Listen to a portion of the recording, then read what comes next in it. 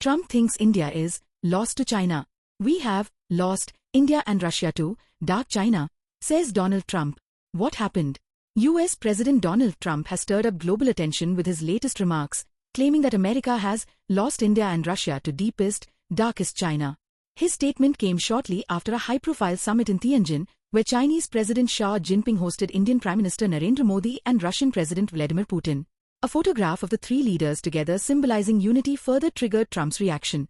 In his post, Trump added a sarcastic note, wishing the trio a long and prosperous future together. The context. The timing of Trump's statement is crucial. India and Russia's growing warmth with China was on display during the recent summit, where leaders from non-Western countries gathered to showcase solidarity. The event highlighted shifting alliances and hinted at a rebalancing of global power structures. For the US, this gathering signaled a possible setback in its efforts to keep India closer, particularly at a time when Washington is dealing with trade disputes and tariff tensions with New Delhi.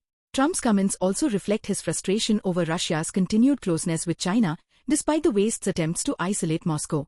Why it matters. The remarks underscore America's concern about losing geopolitical ground to China's expanding influence. India's positioning is especially significant, as it has traditionally balanced ties with both the US and Russia but is now seen as warming further toward Beijing. Russia's embrace of China is less surprising, given the sanctions and tensions with the West, but its alignment alongside India at this moment is symbolically powerful. What's next? Analysts believe this episode highlights the emergence of a more multipolar world order, where major nations like India no longer align exclusively with the West. Instead, they balance multiple partnerships to maximize their strategic and economic interests. Trump's sharp words signal that the US may need to rethink its approach toward India and Russia, particularly as both countries deepen their engagement with China.